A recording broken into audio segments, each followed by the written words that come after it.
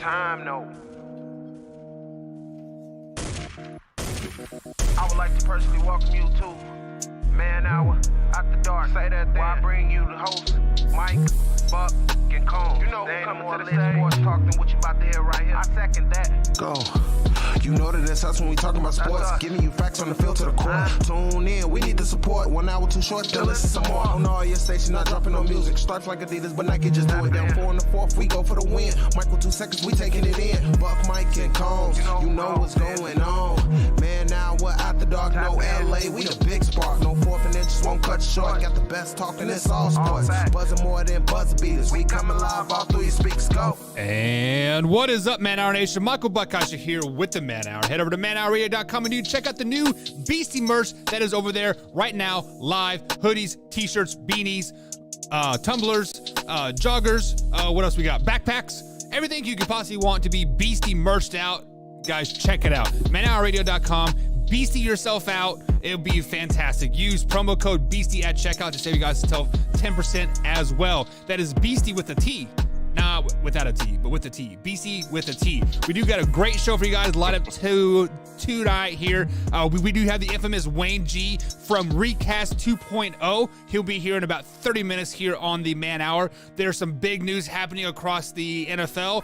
But before we get too carried away into that, we do have to welcome my right-hand man, the peanut butter to my ladies, the pickles to my jello, Mr. Brandon BC Combs. What's going on, Combs? What is going on, Man Hour Nation? What is going on, Michael Buckheischer? What is going on to all the veterans out there watching us right now, all across the land? Thank you for your service. Thank you for your sacrifices. Man, I gotta tell you, the peanut butter to my ladies one gets me every time.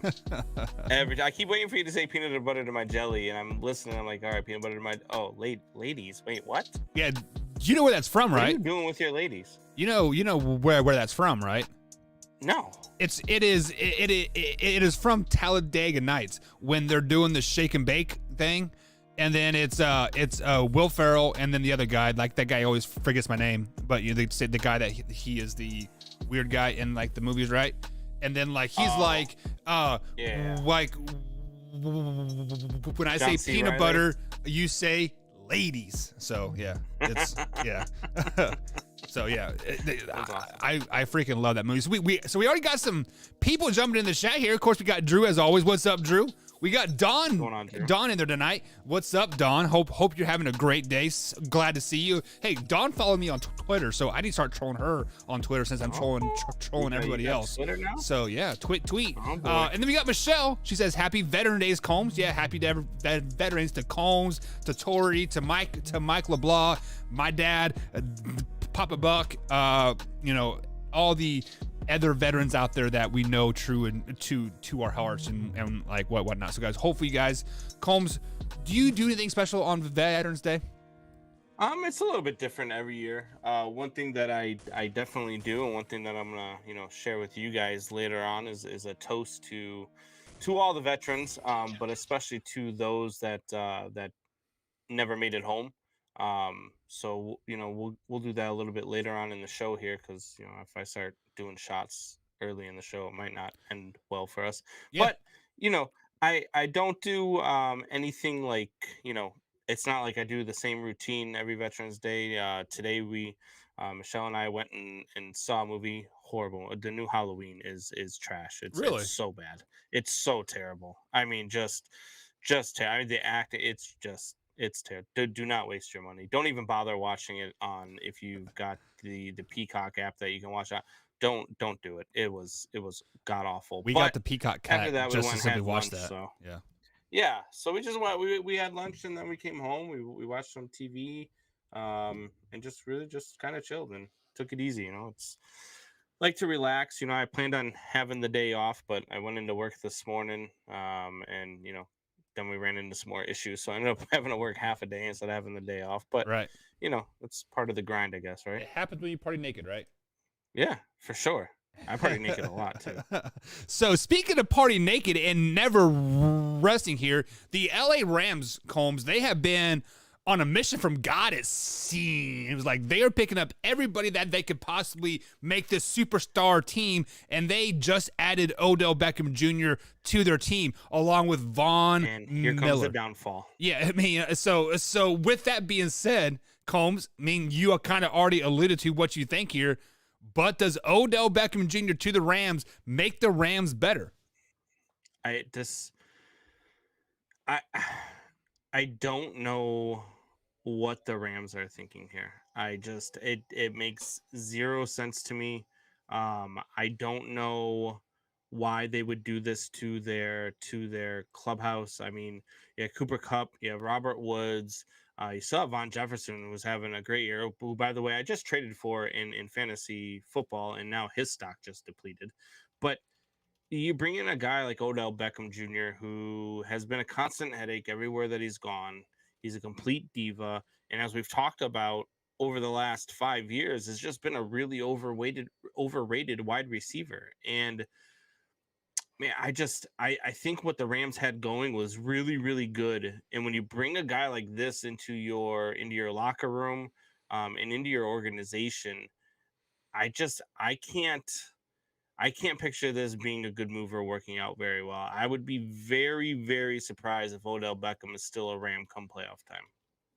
So you are saying that Odell Beckham Jr. gets cut by the Rams by the end of the season, or the Rams don't make the playoffs at all? Yeah, I think that Odell Beckham is he's just a head case, and at some point, because let's face it, Cooper Kupp is their number one target there, and then you've got Robert Woods, and you've still got Von Jefferson, still a very good wide receiver. Like this move made zero sense to me. I know you got a little bit deeper by adding a guy like Odell Beckham Jr., and it's kind of what was the number that he signed for? Was it something crazy like what Cam Newton did, or was it I believe it was, I mean, like, I didn't see the numbers, but I know he was had to be offered the league minimum, which was $1.5 million. Okay. Because the Browns still owe him $7.5 million. So basically he's still getting paid his $9 or $10 million a season still. Yeah, so I just the Odell Beckham thing to me it just doesn't make sense. I mean, I know you get it for cheap. It's kind of a no-lose situation. Either you get him for cheap and he performs, or you get him for cheap and you get to cut him. It just makes no sense to bring that headache into your locker room. Now, that being said, they do got some leaders on that team. You've got Matthew Stafford, who is a veteran presence at quarterback. He's the leader of that offense. You've got Cooper Kupp, who is a leader and a veteran. You've also got Von Miller, who they just added to.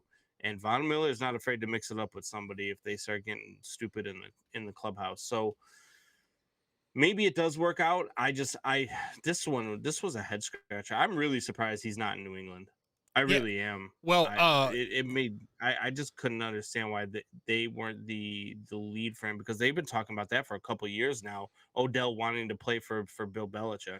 Right. Well, and that was also when Tom Brady was still there too, right? So, but I said Odell Beckham Jr. wouldn't work in New England because of Mac Jones, because we saw what Odell Beckham Jr. did to Baker. Give me the ball, give me the ball, give me the ball. And Baker started to force him, and it made Baker look very, very bad. But see, that's the difference between the Rams and New England, right? Because if he goes to New England, he's probably the number one wide receiver if he goes to New England. I mean, they don't have any big names for one. They don't really have a number one guy in New England. I mean, they've got a lot of nice complementary pieces, which is what New England's been for the past 20 plus years. And then Tom Brady takes them to the next level. But Mac Jones has done a pretty damn good job there in New England this year too, with no name guys. So I felt like he probably would have been happier in New England, because he would have gotten a lot more looks and a lot more touches in New England. But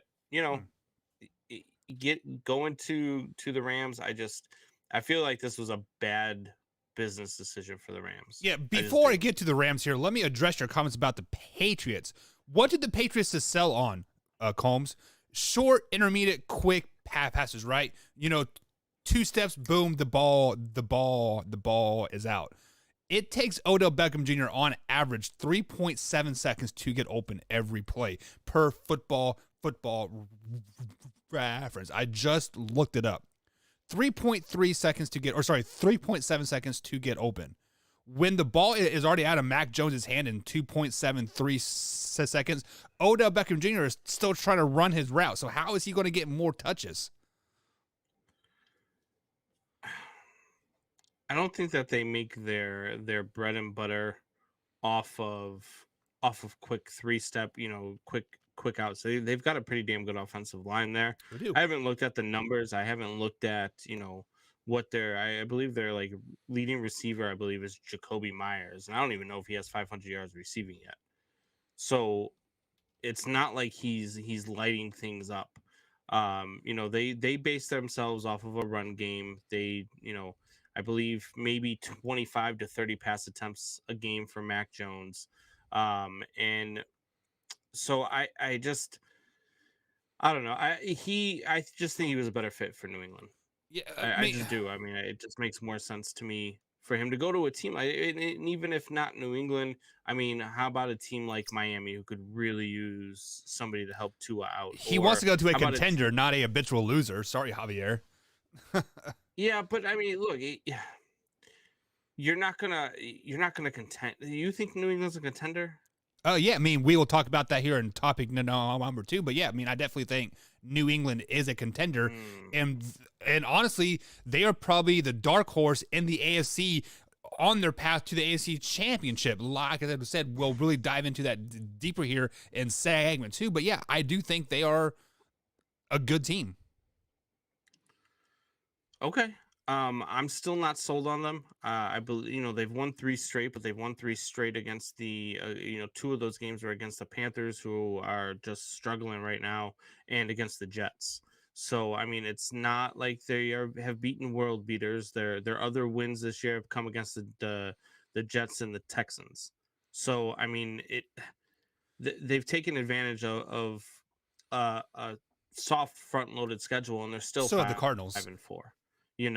So now they stop yourself. Stop it. I've been listening to your Cardinals hate for far too long, Buck. We will go at it about that a little bit later on for sure. But the Cleveland Browns, the Tennessee Titans, the Buffalo Bills, the Colts, the Bills again, that's going to make for a pretty good, backloaded part of the schedule. Right. I think that they might be able to come out of these last 8 games, maybe 4-4 and be 9-8. I think that would be a respectable record for the New England Patriots. That might get you to 7 seed, maybe the 8 seed or the 6 seed in the AFC. But you're still going to have to go up against either the Buffalo Bills or the Baltimore Ravens, or just teams that are just way better than you. Whoa.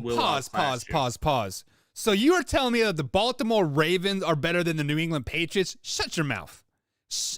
You need to go and cleanse your palate out with that used tampon that Soup Boss called me last week. Go wash out your palate, because what had the Baltimore Ravens done in January, Combs? They won 1 game. Oh, congratulations. New England knows how to win in January. So if you give me the Patriots versus Baltimore in January in a playoff scenario, especially the Patriots on the road, I will give the Ravens 10 points and the Patriots still cover the spread. Buck, you're making an ass out of yourself. No, I'm not. Are Because the 6-2 Ravens better than the 5-4 New England Patriots? In the regular season, no. In the regular season, no. By definition, the Baltimore Ravens are a better team than the New England Patriots. You can't even say in the postseason, because you haven't seen this New England Patriots team in the postseason. New England Patriots haven't made the postseason without Tom Brady, so you don't know how Mac Jones is going to do in the postseason, or if they're even going to make the postseason. But you know what you do know is that the Baltimore Ravens under Lamar Jackson are, I don't know, light years above 500. They won a playoff game last year. They're on position of, not to mention their wins this year are way better than the Patriots wins this year. I mean, they've got wins against the Chiefs, who have had a rough start. They've got wins against the Broncos, the Colts, the Chargers. So they've got better wins on. They have wins versus all losing teams except for the Chargers. Congratulations, guys. Good job. Oh my God. Okay, and we just talked about the New England Patriots. Yeah. Who's there? Give me their win against a team that's above 500. They are going to beat the Buffalo Bills twice. They don't have one. At the time, I think the Panthers were. I said, give me right now. Panthers. Right now, give me the Panthers were under 500. Aren't they 5-4? No, they're 4-5. Okay, my bad. But back to this playoff seam here. Yes, the Patriots can beat the Ravens in the playoffs. No question in my mind. Are they going to beat the Bills? Yes, they're going to beat the Bills too. Hell, if they play the Bills in the in the playoffs, the Patriots will have 3 wins versus the Buffalo Bills this year.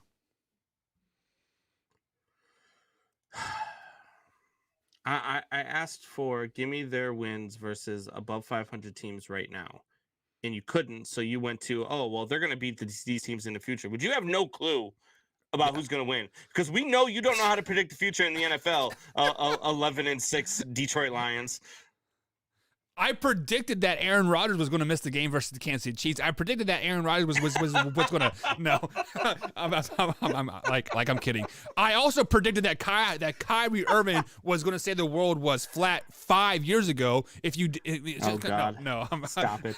But like looking at the Patriots, like in hindsight. Yes, they haven't played nobody, quote, tough, right? But they played the Jets. The Jets were kind of starting to roll there. They were starting to click a little bit, right? And then also, It's still a division game. So we know when you're playing the division, it's still the Jets. It's still a division game.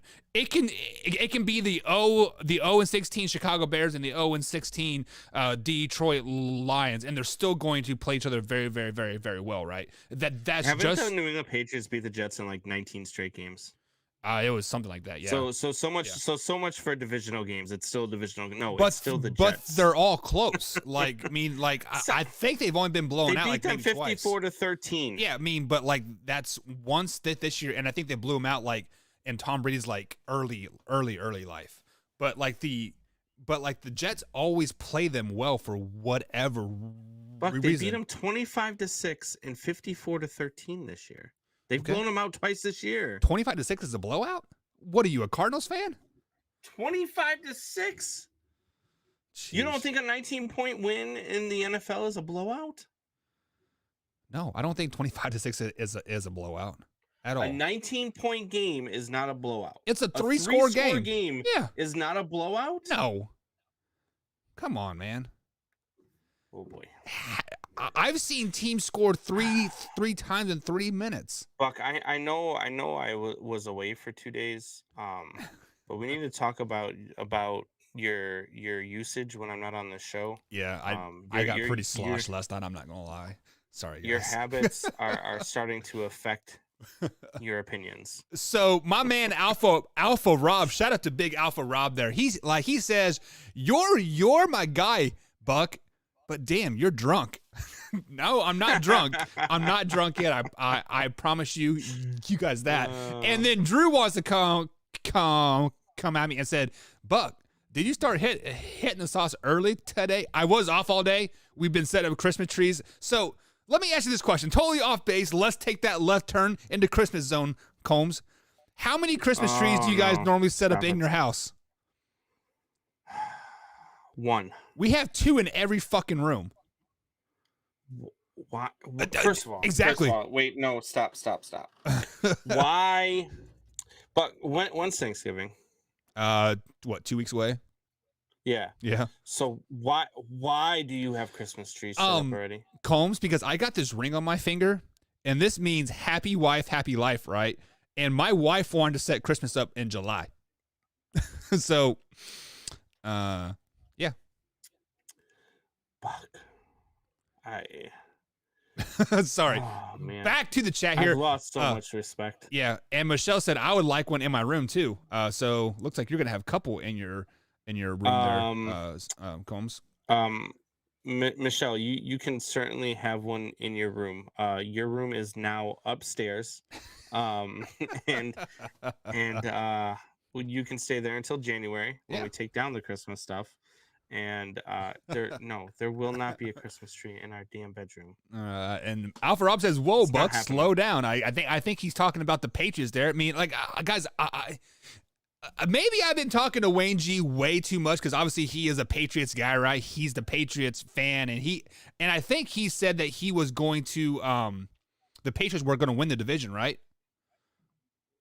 Did I hear that right? Okay, yeah. So I mean, maybe I've been drinking the Wayne G sauce too much here. Look, Wayne G is he's like every New England Patriots fan, right? Living on the fact that they've been good for 20 plus years and can't accept the fact that they're just not going to be that team for probably another, 3 to 4 years. I'll give Mac Jones, probably by his 5th year, he'll be ready to lead that team to maybe be a real contender. Speaking of 5 years in the league here, you know what I said last week, Combs, or this week? I said that Kyler Murray would be a bust after year 6, that he would do his 5-year contract and he would never sign a mega deal, simply because of the fact that he's 5'8", and when your athletic ability starts to diminish, you can no longer roll the pocket, you can no longer use your athletic ability to get the ball down the field and all that good stuff. And there's been so much hate in the comments, rightfully so. They're calling Kyler Murray now K1. Buck. All you K1 fans, you guys, listen. Buck. You can tell me Kyler all these stats. Murray, he's not. Kyler Murray has completed 72% of his passes this year, nearly 73% of his passes this year. Cool. He's thrown for almost 2,300 yards in 8 games. Okay. Congratulations. 17 touchdowns in 8 games. Okay. So he is on pace for, what's that? 34 touchdowns. Okay. Awesome. He is on pace for 4,500 yards. Awesome. He might be an MVP candidate. Awesome. Year 6, when he can't roll the pocket, when he can't scramble because he can't see over a 6-foot lineman or 6'5" lineman, then come talk to me. What do you think he's doing? Shrinking? Yeah. He's seeing over the lineman now? He's rolling the pocket every play. He's rolling the pocket. Why do you have such hatred for the Arizona Cardinals? It is not hate. What is wrong with the Arizona Cardinals? It is not hate. It is realism. The Arizona Cardinals bandwagon since before the season. I told you this team was the real deal. I picked them to be 15-2 this year. Yeah. They went out last week without DeAndre Hopkins or Kyler Murray and won that game too. Against the crappy 49ers that had injuries too. Come on, man. On the road, Buck. So? On the road. Apparently I'm it doesn't matter what too. Injuries is. It matters to me, Holmes. It makes no sense. It matters to me. You make. I know it matters to you, but it like you've got to at least make sense. It does make sense. It don't make no sense. So okay, so let's look at people that are like Kyler Murray's status. Let's throw Michael Vick out there, right? Michael Vick was what, probably 6'2"-ish, 6 foot, maybe. I don't know how tall he was. Either way, he was taller than him, right? What did Michael do after his athletic ability started to break down? He became a pocket quarterback, right? Was he an MVP candidate when he was a pocket quarterback? Was he leading his team to the playoffs when he became a pocket quarterback? How about this? Who are we talking about now? Michael Vick. Dude, Michael Vick became a pocket quarterback after spending 2 years in prison. No. That was before that. No, it was not. He was still setting the league on fire, and then he went to prison. Either way, he became a pocket quarterback, and then he was not a starter anymore. Like, that's what's going to happen to Kyler Murray, too. Drew says we're beating a dead horse. Yeah, we are. Beat it. But back to the Odell Beckham Jr. thing here. But that's all you do is beat it, apparently, and you drink your own juice afterwards because this stuff is nuts, man. Like, I don't know what the hell you're talking about. How the hell you could look at what Kyler Murray is doing and say, oh, well, 3 years from now, he's going to be terrible. What? From what evidence, Buck, other than just your stuttering nonsense that the Arizona Cardinals aren't good and you want to hold on to this thing. And, you held on to it as long as you could with the Detroit Lions. I know they're 0-6, but they're about to make a run. And now they're 0-8, so there's no chance they're going to win as many games as you said. So then you finally jumped off the bandwagon. Now the Arizona Cardinals are 8-1, and you're like, oh, they're not that good. Hey, they're not that good. What? You were here for Kevo, right? You were here for Cavo. I was here on my Their record might be 0-8, 0-9. They're still 11-win team. Their team is a 11-win team. Their record may not reflect it, but they're an 11-win team still. That's not what he said. Don't put words in that man's mouth. That is not what he said. That is not what he said. Guys, let's go to break. We got the infamous Wayne G coming up here after the break with That's Debatable. Be sure to follow Wayne G at Repot or what I wrote it down here. Let me find it. Recast. Recast. Well, it's what is it? What is it? I don't even know where it's Recast at now. Pod. Yeah, Recast Pod on Twitter. There you go. My bad. Recast I told Pod. you 3 times. I don't listen to you half the time. You know that. God, we'll be right back, guys. You sound like a something pod right now. I don't get it.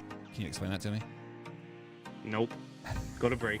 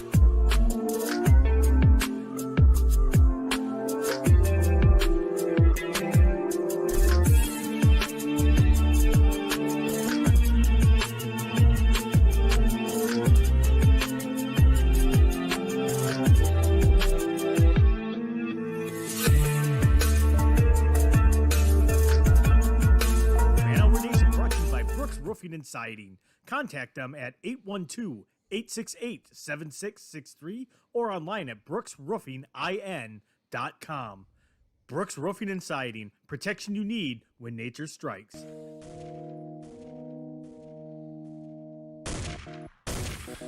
And what is up, Man Hour Nation? Welcome back to the Man Hour. Michael Buckeister here with Brandon Combs tonight. Head over to manhourradio.com and check out the Beastie merch that just dropped there. Use promo code Beastie at checkout to save yourself 10%. Drew, if you keep your bad mouth up there in the chat, I'm going to have to block you, Drew. Drew, you know what Drew just said there, Combs? He says, you know what? For hating the guy so much, you're sounding more and more like Stephen A. Smith every day. Wow. Yeah, I'm with Drew. You know what? You know who is not like Stephen A. Smith, Combs? Who's that? That's our man, Wayne G. When he is on for us tonight. What's going on, Wayne? Not too much, man. Always glad to be on. It's Thursday. It is One more day till the weekend, right? You know, for me, the weekend started Wednesday because I didn't work today. I'll probably call in sick work tomorrow. No, I'm totally kidding. But yeah, I mean, definitely one more day to the weekend, and that gives us some chance to listen to your recasted podcast. So you guys be sure to follow Wayne at recasted podcast on the Twitter machine. So, but Wayne, tell us a little bit that is about. Yeah, Recast a Podcast. It's a pop culture, basically it's a movie podcast. And what we do is we take movies that are at least 20 years old, we throw them into 2021 and we recast them with a modern cast, and then afterwards you can vote on whose cast is better, mine or Jesse's. It's always mine. And, or if we have guests on, sometimes we have guests, you can vote on those as well. And most recently we did Back to the Future. So we recasted Back to the Future with our friends, the Field of Screens podcast. That was a fun one, 4 different casts. And definitely check it out on Good Pods. You'd mentioned it before the break, but Good Pods is where it's at because basically, mostly is like iTunes and whatnot. You can only rate a show on 5 stars, but Good Pods lets you rate every single episode. So like maybe you like a certain show, but they put out a crappy episode. Hey, it happens. Give them 1 star for that episode, but give them 5 for the rest. Yeah, and I know last week you were ranked 7th out of all of the what was it? It was the after what was the ranking on it again? Yeah, it's after podcasting. There's just after shows. Oh yeah, after shows podcast. Yeah, so ranked 7th. Yeah. Yeah, this week we are number 1 in the country. Oh, there you go. So, guys, That's awesome. From Man Hour Nation, guys, go over to Good Pods and keep Wayne G up there at the number 1 spot because we know that the New England Patriots are heading up to the number 1 spot, and Wayne G wants to be there along with the Patriots. So, big shout out to you there, Wayne. So, Wayne, you always give us great topics. You give us That's Debatable. And tonight, what's your first topic? Well, it's a great segue. We mentioned the Patriots because I know in our group chat we were kind of chatting about it, and you said let's save that for a debatable segment. And basically, what it was, if you guys follow the show, and hopefully you do, right? Then you know that me and Brandon had a little bit of a bet before the season started. I said the Patriots were going to go 11-6 and win the division, and Brandon said if that happens, he will spin the wheel of death twice. And I know that we're almost halfway through the season. I got a chance maybe to back out of this thing, but I'm going to say it again. They're going to go 11-6 and win the division. The Bills are on the way down. The Patriots are on the way up. Book it. Look, Buck started this segment by saying that you're nothing like Stephen A. Smith. But there is one thing that you're like Stephen A. Smith about. You always think you're right, even when you're wrong. and right now, you're wrong. They are 5-4. So you think they're going to go at least 6-2 down the home stretch here with this schedule that they have? I don't see it. I mean, I see losses versus the Browns this week. I see a loss versus the Titans, 2 losses versus the Bills. So and probably a loss versus the Colts. So I think 4-4 down the stretch should be a good run for them. But that's about where I would see them at the most, 9-8. Yeah, I mean, as far as 11 wins, that is a little bit of a stretch just because they do play some pretty talented teams here. I mean, they're obviously playing the Browns. The Browns are a lot better without Odell Beckham Jr. They do play the Bills twice. Just what like I agree with you, Wayne. The Bills are kind of on like this kind of downward trend. Will they get back up? They had one bad week. Yeah, but they just haven't been playing well. They just didn't show up against the Jaguars. They were in Jacksonville. They went out and partied in Jacksonville, Florida for a couple of days. They're in Buffalo, New York, where there's nothing to do, and they went to Jacksonville, Florida for a week. Yeah. So they didn't show up for a game. It happens. Either way, they are still trending down. I do totally agree with that.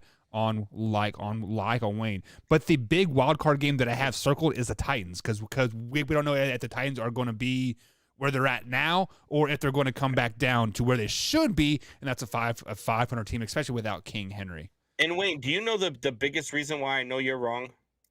Because Buck is siding with you on your football takes, and his football takes are garbage. Well, hold on. I didn't say they were going to get 11 wins. I see. No, you said the Bills are trending down, though. Yeah, but I see at 9 or 10 wins. I mean, like 11 is a stretch because they do play the Colts, Bills twice, and the Titans and the Browns. So, well, this is the way I looked at it. I looked at their remaining schedule. Like you said, they're 5-4. Their upcoming schedule is the Browns, who at their very best are average. And you've got Baker Mayfield, who has not earned a contract extension, going up against Bill Belichick and that defense, which is just nightmarish right now, and nightmarish in a good way. And then Matthew Judon's probably got 3 sacks against this team. And then you got the Falcons, which basically it's a college team. And then you got the Titans without King Henry, which I don't believe in Ryan Tannehill, so I think that's another win. So there's 3 wins in a row. I think they split with the Bills this season, so let's give them that one. So now we're 9-4 going into the last 4 games of the season, so they have to split against the Colts, the Bills, the Jaguars, and the Dolphins. The Jaguars and Dolphins are locks. So that's 11-4. And even if they lose the other two games, that's 11-6. And I think the Bills don't finish 11-6, and I think the Patriots win that division. You know who else thought that the Titans were not very good and weren't believers in Ryan Tannehill? The Los Angeles Rams, who lost 28-16 to the Tennessee Titans this week. So look, you can count them out all you want. Buck's been counting them out even with King Henry.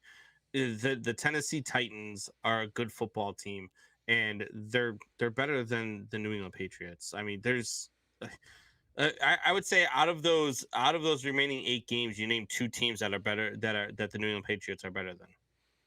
Well, I will say that if the Titans allow Adrian Peterson to carry a switch with him and the Patriots put out a bunch of 2-year-olds, then the Titans might win that game. Fair enough. Wow. So there are some comments rolling through here, guys. Drew says, I see them making the playoffs, but no championship. Wayne, do you have them winning a playoff game, the Patriots?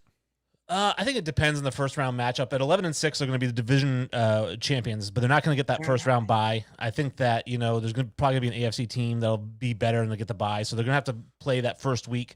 I think it depends on who they play. I think that there are teams they could be. I don't have them in the Super Bowl. I mean, I don't think that they're that good, but I do think that they're going to have to win the division, maybe Super Bowl next year. If they would play the Ravens in the playoffs, can they beat the Baltimore Ravens in the playoffs? Could they beat the Ravens in the playoffs, Shane? Yeah.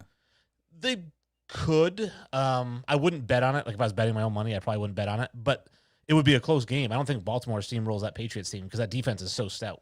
Yep. Have you seen the Bills' back end of the schedule? They do play the Patriots twice, but they've got the Jets twice as well. They've got the Colts, they've got the Panthers, and they've got the Falcons. Like, it's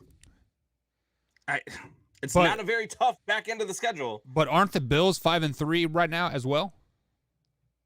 Yep, they're 5-3. The Patriots are 5-4. Yeah, so really just the Patriots just have to win one more game than the Bills. I mean, so I have faith in that. Okay. Good luck with that.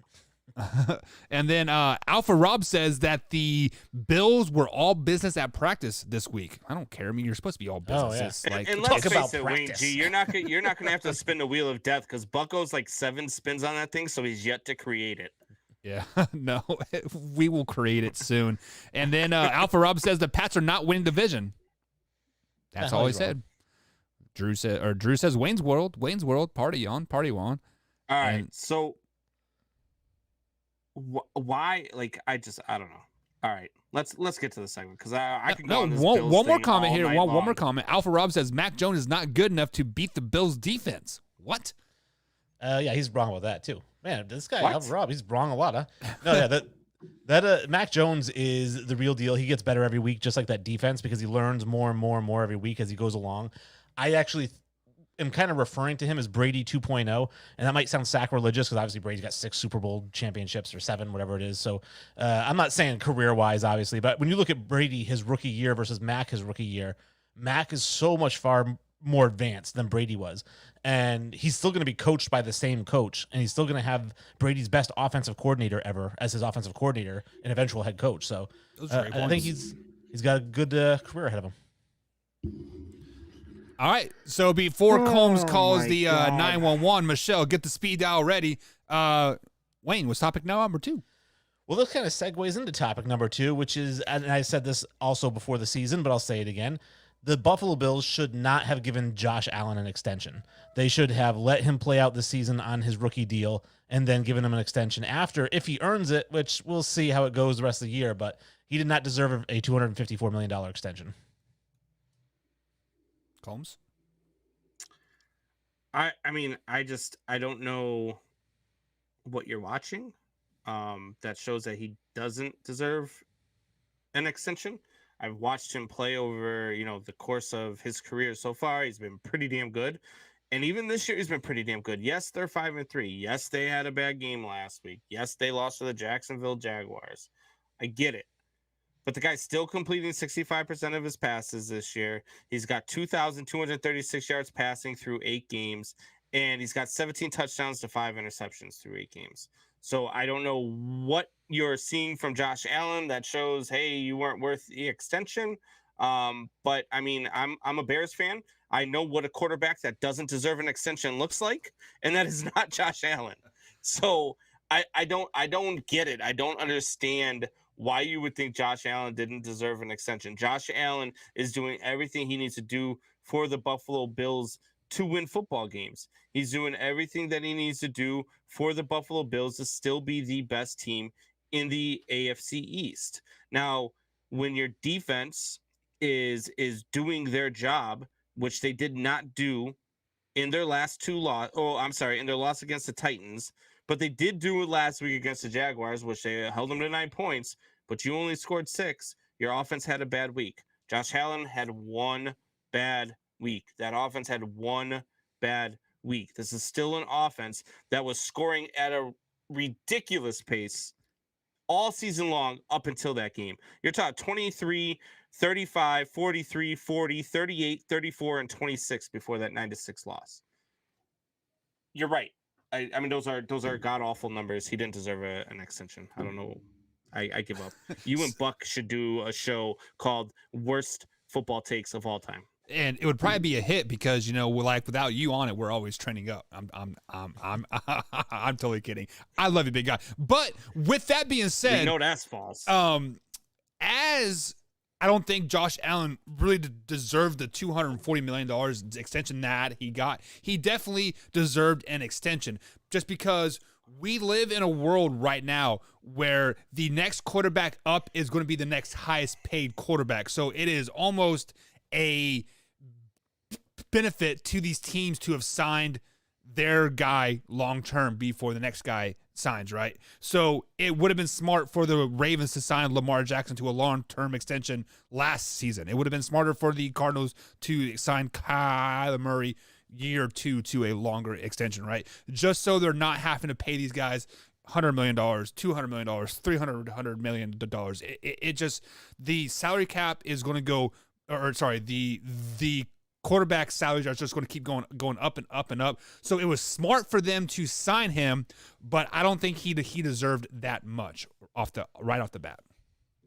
So, and I'm gonna actually say that's an incredibly smart take, because I actually didn't consider that, in the sense that when I was looking at it, I wasn't saying that they shouldn't ever give Josh Allen an extension. I was just saying they shouldn't have given it to him after year 3 because he had one good year. I was saying he had 2 really not great years, then a good year, and then you give him $254 million like he had 4 great years in a row. Right. So I was like, wait one more year. Let's see what he does this year, then offer the extension. But Buck, that's a humongously great point, which is if they wait, Lamar signs that extension first. Now they're paying $300, not $240. So maybe it was smart to sign that extension when they did. Wow, that's a first. Any follow-up, Combs? No, I mean, I watched the play, I watched the eye test, I watched what I'm looking at on the field, and everything tells me that you absolutely give Josh Allen that contract extension because you need to lock him up. It makes no sense. After this year, with the numbers that he's putting up, with the way the offense is scoring, I mean, you can point all you want. Yeah, I mean, because right now your take looks so good because they're 5-3 and the Patriots are 5-4. And the fact that, they just went out and put up a dud against the Jacksonville Jaguars. But take that Jacksonville game out of there. They're the highest scoring team in the damn league. Josh Allen is still completing 65% of his passes and still is thrown for 2,200 plus yards in 8 games. Well, 17-5 touchdown to interception ratio. You're still going to give him an extension at the end of the year? Possibly. Right? I mean, stop. Tell me who you're going to bring in that's better than Josh Allen at the end of the year. Mitchell Trubisky. No, if it depends on how he plays this year. Yes, at the end of this year, if he continues on this trend, yes, you're going to give him an extension. I'm not disagreeing with you. I'm not saying don't give him an extension like you shouldn't have given Derrick Henry one. The whole topic was they shouldn't have given him an extension. Exactly. They shouldn't have given it to him after year 3. They should have waited until after year 4 and then see what he does in year 4, because year 3 might have been a fluke. Let's put it in baseball terms because you mildly understand that sport. Let's say a guy goes out there and hits 2 home runs his rookie year, 5 home runs his second year, and then 40 his third year. Do you want to give him a $125 million contract as a GM, or do you want to see him do another year? First of all, it's a completely different sport. That's a completely crazy different scenario. Josh Allen has been good since his rookie year. 52%. And again, he's been good since his rookie year. You watch the things, you watch how he's grown, and he's been good since his rookie year. Then if you want to go to baseball standards, a guy goes 5'3" and then 40. Well, I might give him an extension, but at the same time, I might wait to see if he pops on his piss test. That's that's the difference between that. Like it's a completely different scenario. What else is he doing? Is he striking out a lot? Is he getting good at bats? Is he doing the how does he as a defender? Like those are the things that I'm looking at. But it's a completely different sport, completely different scenario. You absolutely give Josh Allen that extension after last season, 100%.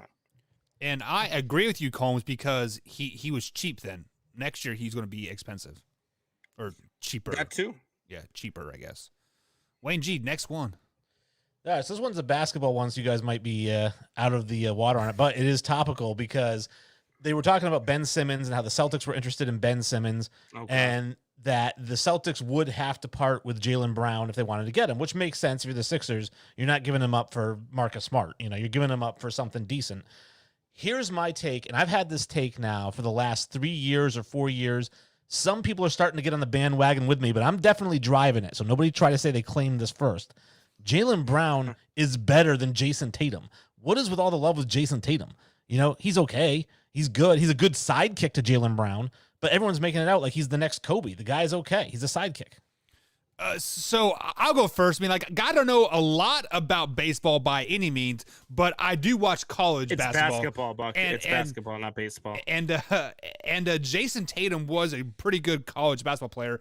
And when was it last year or 2 years ago when he had those couple big shots in the playoffs versus the 76ers and like in game 6 or game 7? I can't remember for sure, but I kind of feel like Jason Tatum kind of has that Odell Beckham Jr. effect. Like he had one big play, one big series, right? And then all of a sudden we're talking about he's the greatest thing to walk this earth. So no, Jason Tatum I think is highly overrated. However, Jaylen Brown does miss a lot of dunks at the on wide open dunks. So would you rather miss wide open dunks or wide open threes at the end of the day, right, Wayne? I'm the Jaylen Brown Jason Tatum thing. To me, you can kind of flip a coin. I mean, Jason Tatum does average more rebounds, does average more assists than Jaylen Brown, and averages about the same amount of points as Jaylen Brown. But he's also played in more games this year than Jaylen Brown. So I think you can kind of flip a coin there between Jason Tatum and Jaylen Brown. The one thing I'm with you on is you don't bring in Ben Simmons. You do. Like, it's the same thing that I just talked about with OBJ. Why would you want to bring that guy into your locker room? Why would you want to bring that guy into your clubhouse when you are already a good basketball team, when you are already a playoff caliber team, when you are already a top 5 caliber type team in the East? Like, there is no reason for the Celtics to bring in that guy because he is not going to do you better than anything that you're going to give up, unless you're giving up maybe a Marcus Smart.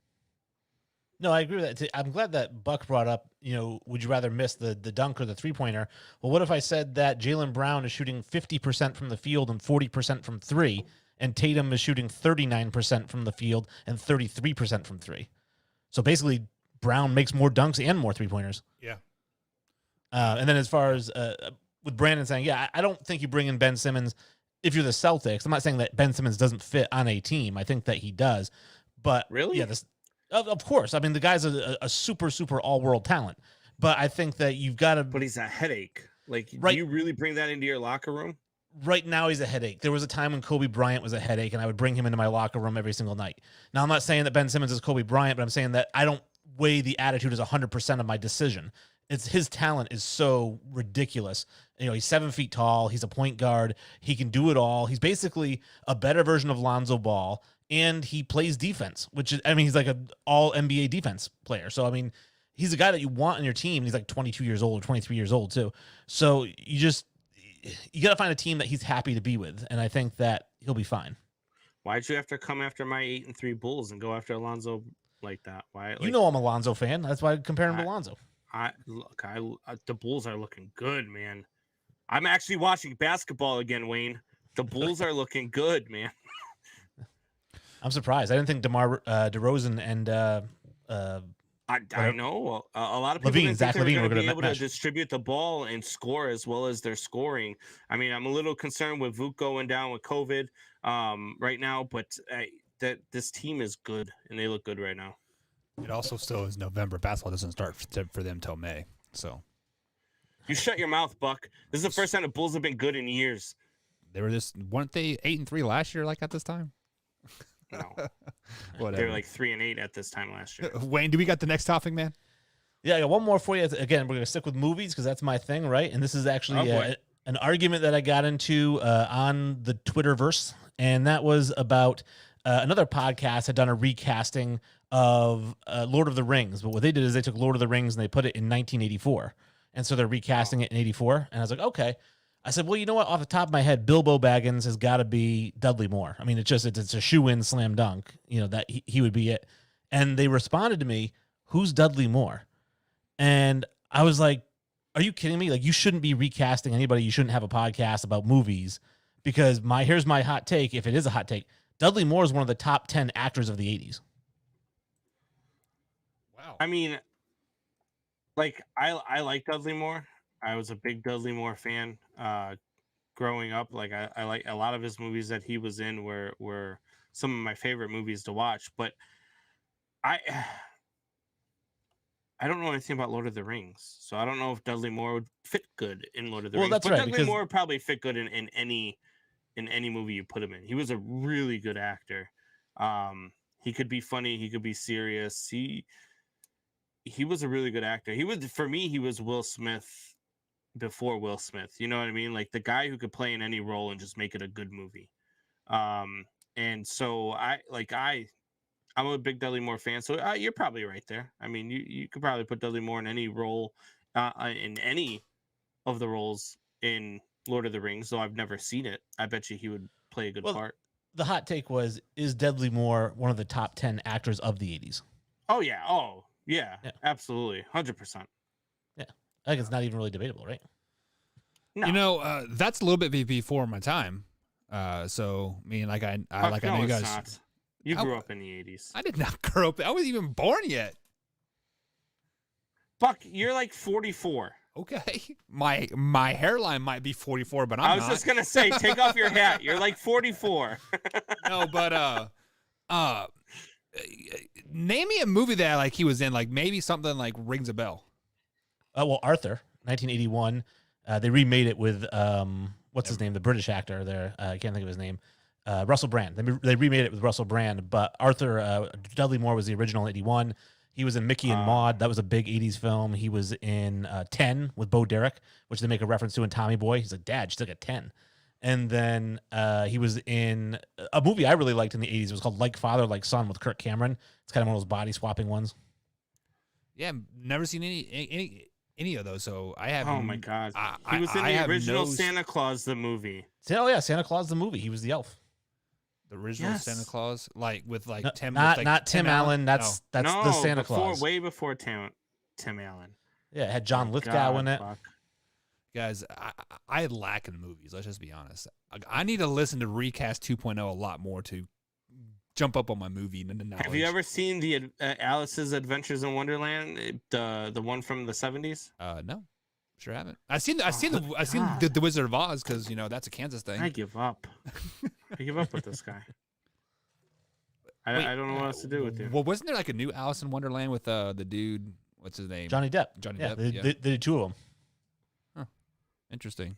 They're not bad. They're all right. I mean, the cartoon's still the standard. Hey, Wayne, this is a question for you from Alpha Rob. He says, "Hey guys, would you like better Jason Voorhees or Michael Myers?" Jason Voorhees. Yeah, I mean, I'm sorry. They're very similar. I mean, we're talking Jason Tatum and Jaylen Brown, right? They're very similar, and they both can't die, right? They're both kind of slashers. I mean, I'm glad he didn't put Freddy Krueger in there because then it's Freddy Krueger hands down because he can get in your mind and just mess you up from inside. Yeah. But as far as just being slashers, I mean, that's really tough. I would probably take Jason Voorhees just on the physicality. Like he's a stronger person. Like he'll throw you across a room. Whereas I don't think Michael Myers has that strength.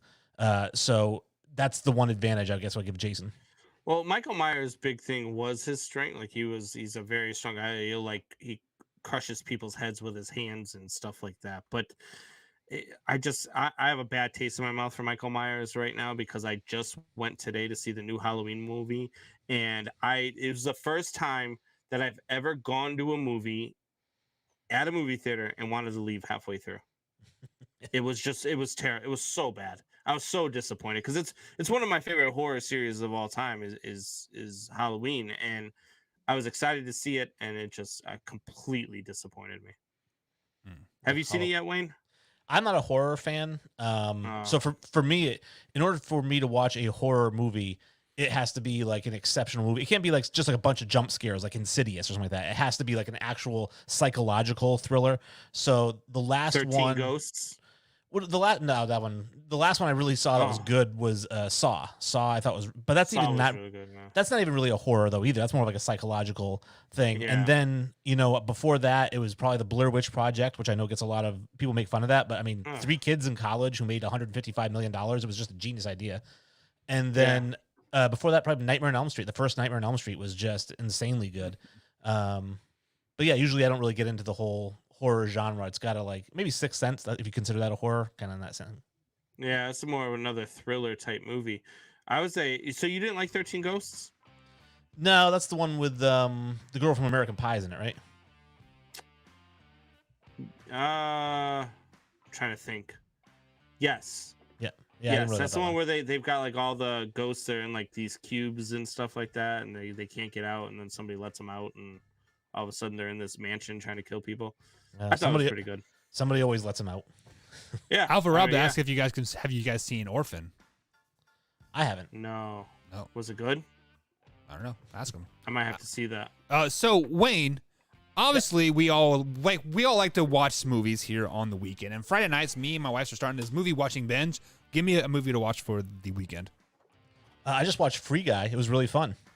So if you like Ryan Reynolds kind of comedy, it's a really fun movie. I watched. Obviously, he's an NPC in a video game, and he kind of starts to get self-awareness like AI. And if you like Ryan Reynolds, funny, like he's funny, but without the Deadpool mask and without all the F-bombs. Oh, what is it on Hulu or Netflix or anything or like that? Or I thought it was on Disney Plus, but I'm not 100% sure. And it's called Free Man, huh? Free Guy. Oh, Free Guy. Okay, I will definitely check that out. Before we let you go, though, Wayne, tell people about your show again. Recasted Podcast at Recasted Podcast on Twitter. We take movies that are 20 years old, we recast them. So throw us some ideas. I mean, we're always looking for the next one. The Green Mile would be fun. Somebody asked us about Heat. That'd be kind of fun. So if you have a movie that you'd say, hey, I'd really love to see how you guys would recast this today, shoot it over. How about you recast The Longest Yard? Well, they just did that, though, like a few years ago. Yeah, do it again with like Henry Ruggs. Wait, You've got to step your game up though, buddy, because I say a lot on this show. I get mad when people make me defend like players that aren't my favorite, and I've been on Team Jesse for like the last 5 episodes. Like he is killing it right now, man. He does really well with these recasted. Yeah, Jesse knows what people want to see, whereas if you listen to the podcast, my reasoning is so much better. Oh, okay. All right, guys. So be sure to check out Recasted Podcast 2.0 on Good Pods, and definitely be sure to give him a ranking as well, guys. We're up against the next break. We'll be right back of Would You Rather right after the break, guys. We'll be right back. It's must-see TV. All righty, Wayne. Thanks, buddy. You like that? You're not even doing a sports podcast. Burrow is going to be must-watch TV. Other than the divisional games, I would circle that Week 5 game against the Green Bay Packers. That could be a game I can absolutely see in the Cincinnati Bengals hanging in there. Maybe even bringing this game to overtime.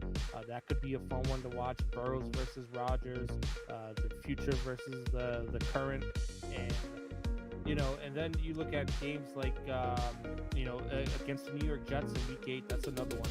Look, I know a lot of people are like, what do you mean the Jets? Look, I like what's going on in New York. I like Zach Wilson. I like Robert Saleh. I think that team is going to start to change its culture, and I think it started with Robert Saleh, and it continued with the draft of Zach Wilson. I think they're going to be a better team, so this could actually be a really fun game to watch. in Week 8.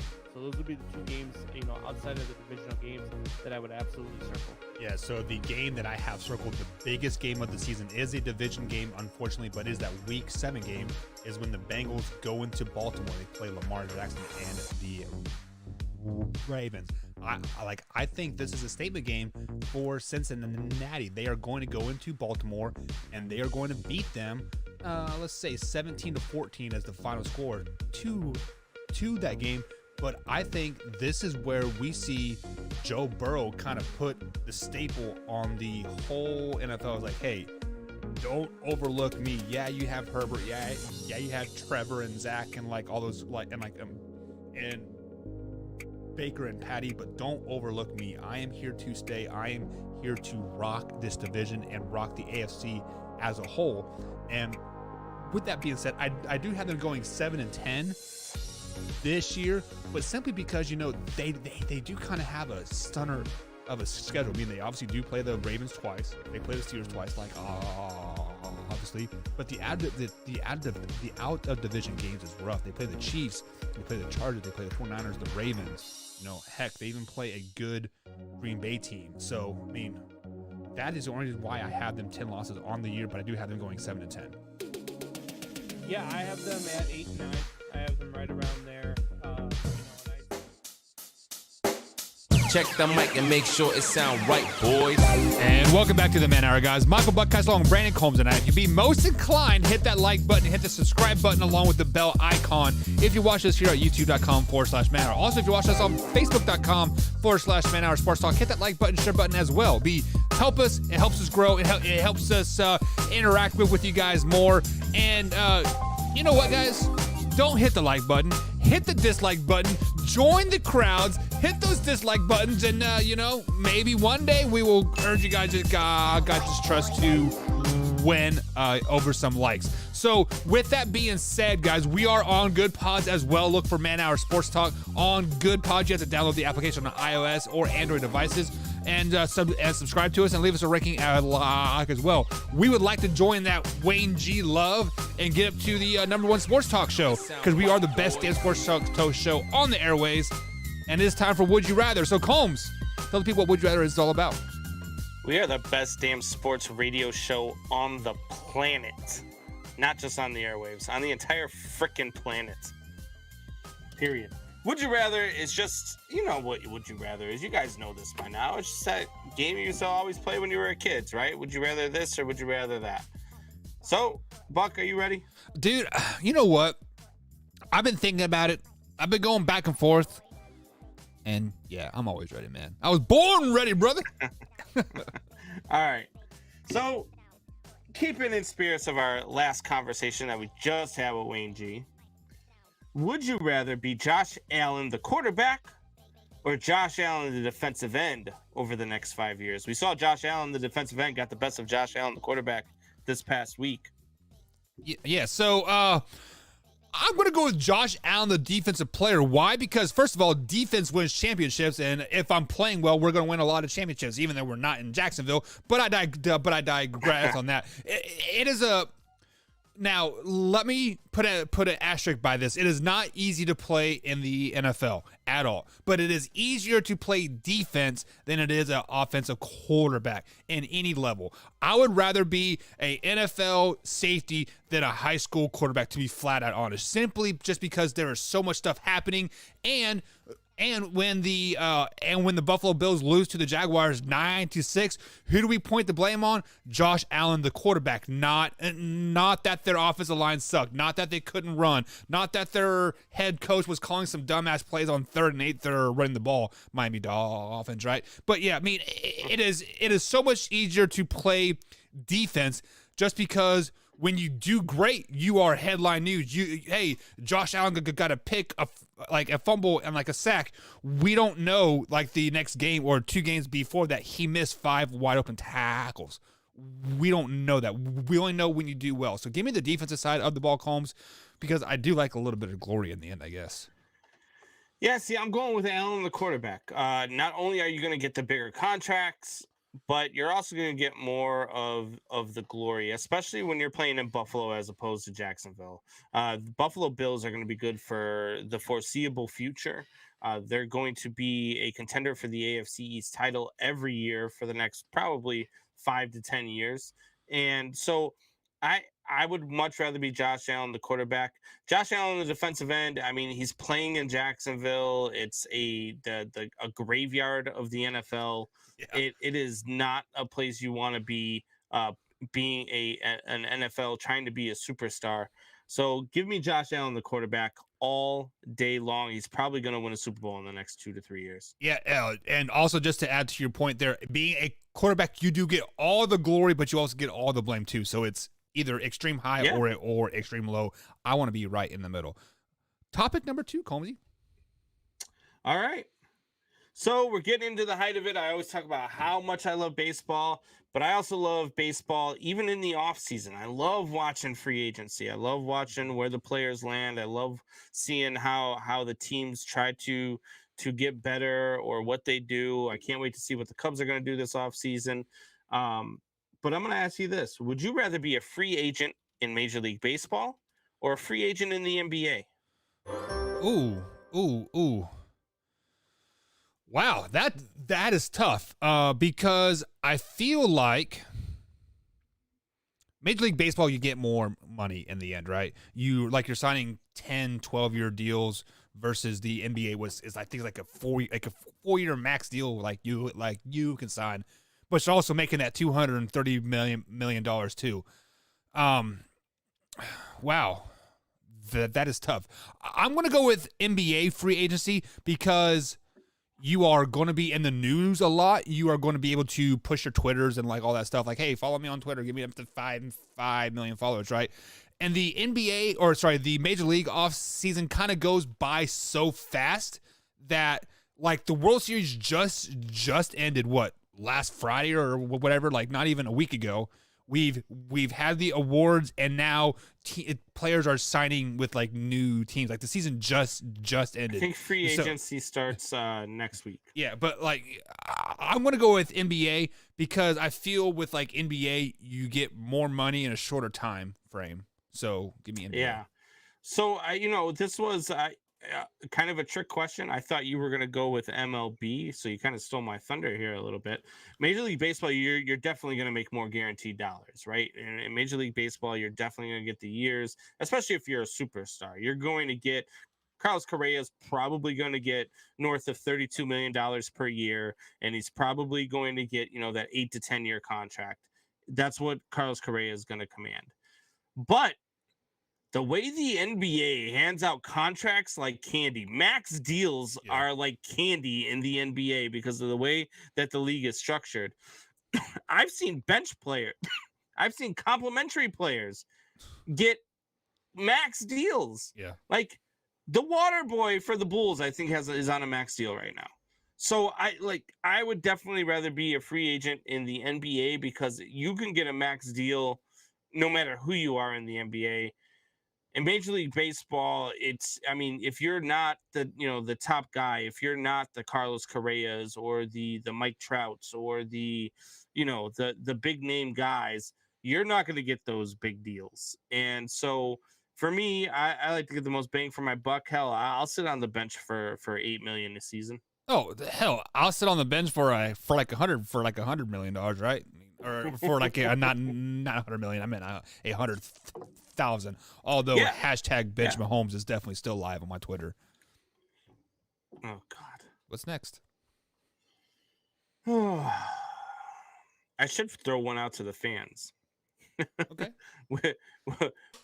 It would be like, would you rather?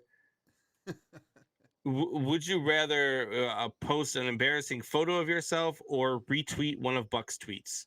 That's what I said. So that one's out to the fans. Would you rather post an embarrassing photo of yourself or retweet one of Buck's ridiculous tweets like hashtag bench Mahomes? Listen. All right, Buck. Bench Mahomes is very, very real. Come on. He's playing like ass. Let's just be honest. You're stupid. All right. Yeah. So I ask you this. We've already talked about OBJ. And we haven't really gotten into the Cam Newton one yet, but I'm gonna ask you this: would you rather poison your locker room by signing OBJ or Cam Newton? Ooh, so Cam Newton went to the Carolina Panthers. He signed a 1-year, $10 million deal because Sam Darnold's on the IR for the rest of the season. Now, here is the issue that I have in Carolina. With that deal that Cam Newton signed, I feel like he is expecting to become a starter there. He is expecting to play a lot, right? But is he? Probably not. I mean, because we don't even know if he can even pick his arm up over his shoulder. Odell Beckham Jr. can at least help us right now, right? Like he can he is not the Odell Beckham Jr. of ever, right? He's been highly overrated his whole NFL career, hands down. But when you win, like the Rams are going to do for the rest of the season, the cancer kind of fades away a little bit. The cancer only starts to show up in Odell Beckham Jr., especially when the team starts to do bad. So I would rather put Odell Beckham Jr. in my locker room because I know I'm going to win this year. We are already playing very, very good. We have a great quarterback. We have a great chemistry. The defense is all-star studded with Von Miller, Aaron Donald, Darius Leonard, right? The list goes on and on and on. So give me Odell Beckham Jr. over Cam Newton because of the winning success that my team already has. Yeah, I'm going to go with Cam Newton on this one because if you sign Odell Beckham Jr., it's because you're either A, trying to get deeper like the Rams are trying to do, or B, it's because you're bringing him in to be a top wide receiver and a top weapon for your quarterback like the New England Patriots would have been doing or, another team could have been doing.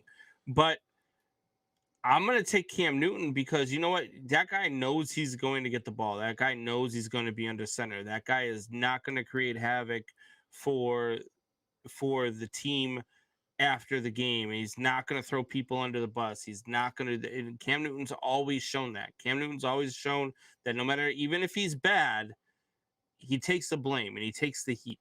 So Odell Beckham is not that guy. Odell Beckham starts looking for, Baker Mayfield's bedroom in the locker room since he lives on the field during the commercials and stuff. And Odell Beckham becomes a disruption all the way in any way that he can. So I'm going with Cam Newton on this one because Odell Beckham is just a lose-lose situation.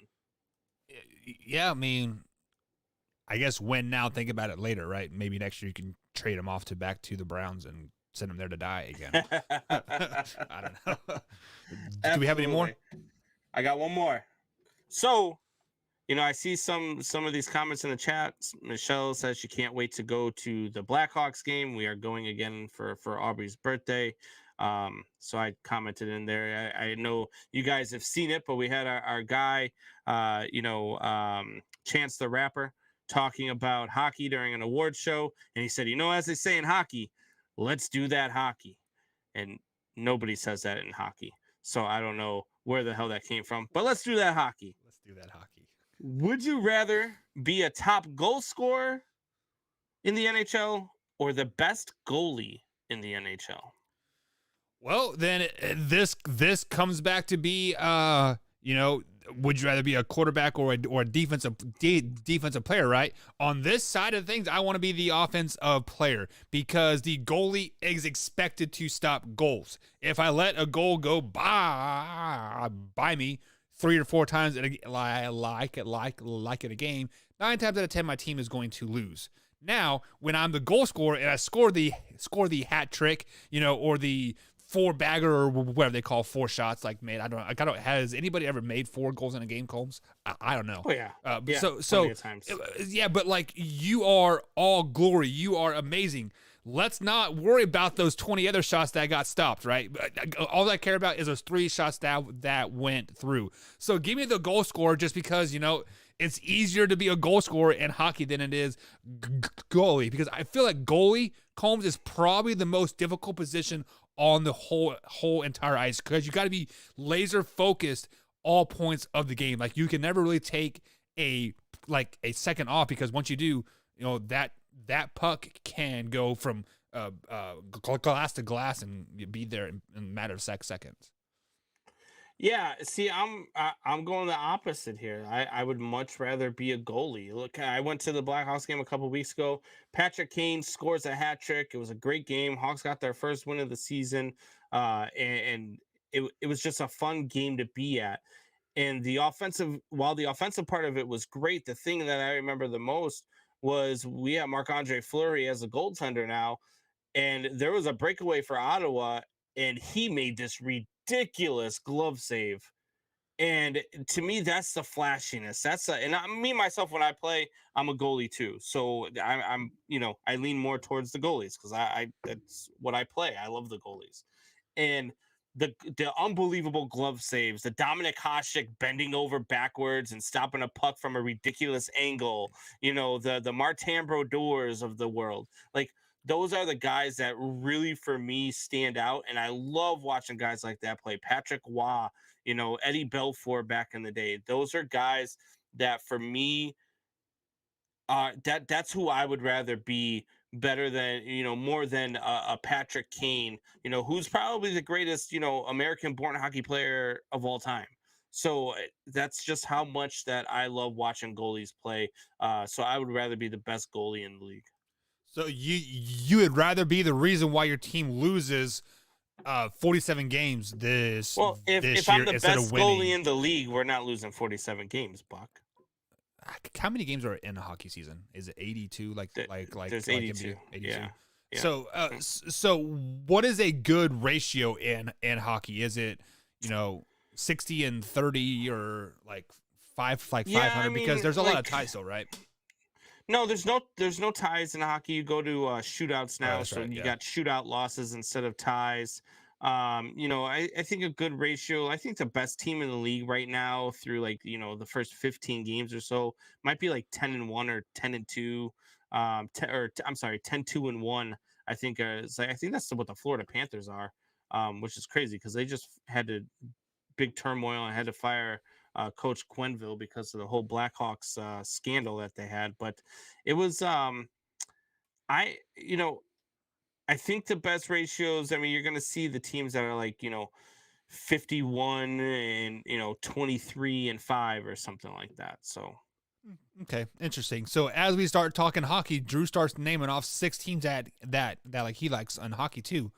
Coyotes, Penguins. God. No, I'm totally. He says go Penguins, and then go Coyotes. So there you go. Wait, 2 what? hockey teams. What? It's got one in the East and one in the West. Maybe I can't be. The Coyotes suck. Where are the Coyotes from? And you know what? I can't do anything with Pittsburgh. Coyotes are from Arizona, Phoenix. Okay. Isn't it weird that these warm weather states have hockey, like Tampa Bay and Phoenix? No, and you know Dallas? what's funny? So I worked in a lot of collegiate hockey, and I worked for this team, the New England Wolves, up in New Hampshire, and they had a goalie who was one of the better goalies I had seen at the collegiate level, and he was actually from Australia. And now you're talking about a warm place and a weird guy. That's a weird place to have a hockey player from. Well, if you think about it, Australia is so big that they go from equator to the Antarctic. Yeah, so. but but all of Australia is just. It's hot. It's hot in Australia year round. Yeah, I played in a high school all-star game there one time. 2004, 2003, I can't remember for sure. But we could not go outside after 3:00 in the afternoon because it was like 140 degrees. Fuck, you were in high school in 2003, 2004? Yeah, I graduated in 2005. Damn, I was just getting out of the Marine Corps. Yeah. Wow.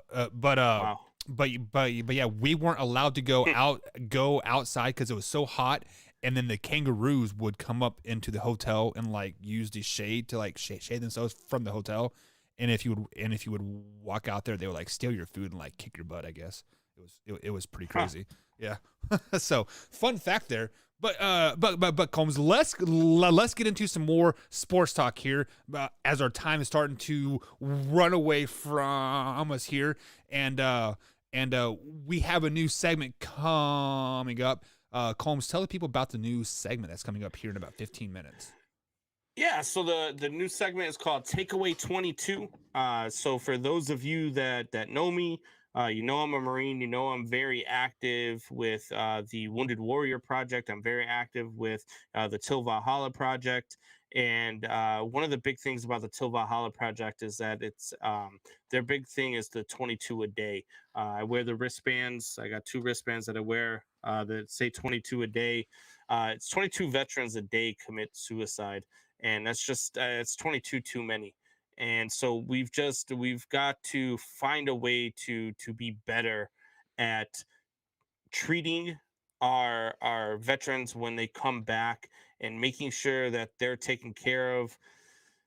Not to get too crazy or too political or to offend anybody, but I mean, maybe we should treat them the same way we treat people when they come in from other countries. Yeah. And give them housing and give them education and give them vehicles and stuff like that. Help them through those times instead of just medicating our troops when they come home and sending them about their way. So we're going to do the takeaway 22 segment. So we're going to come up with this time we're going to do games. We're going to do game takes. And each one of us is going to take 22 seconds to say why we think a team is going to win. At the end of the 22 seconds, we will move on to the next person or the next game. And then at the end of the segment, we're going to take 22 seconds of silence. And this is all to, just for, to remember those who have taken their own lives after, being out of the military. And it's just something that we have to come together and try to figure out a way to fight this. So if this is something that you want to be a part of, I definitely recommend going to tvp.com, which is Till Valhalla Project, and just checking out what they do. $30 a month. They'll send you a free t-shirt every month. They send you wristbands. They send you all sorts of stuff. But more importantly, when you get your package, you get a magazine, right? And in the magazine, they show what the money goes towards, and that money goes towards getting headstones and getting plaques made for families of veterans who have committed suicide or veterans who have not made it home from overseas and who have died at war. And it shows you the names and the stories of the veteran who has passed away, and it shows you the photos and everything of their family members receiving the stuff that our money goes towards. So Till Valhalla Project is what it's called. I highly recommend going to check it out. I'm working with them now to sponsor the segment. We'll see how far that goes, but it's definitely something that is near and dear to my heart, and something that I want to get more and more people, as many people as we can, to go ahead and get in on this. Yeah, guys. So this will be a new segment that we're going to do every Thursday here. So just to end the week out right on on this just like on this note. So that'll be coming up here in about 15 minutes. But what has also been near and dear to our heart, well, not our heart, but like on our minds here lately, has been the whole Henry Ruggs saga, Combs, right? So we know by now he killed a woman and her dog when he was double the legal limit with a loaded gun in his car driving 156 miles an hour. What we don't know is everything that is starting to come out here. And Henry Ruggs' lawyer is blaming the fire department of the Las Vegas for showing up too late and too slow to put out the fire, and that's why the woman died. So the lawyer is basically trying to get Henry Ruggs off on this technicality because the fire department was too slow. Combs, what the hell? Look, man, I know it is a lawyer's obligation and a lawyer's duty to do everything he can to get his client off of charges that are up against him.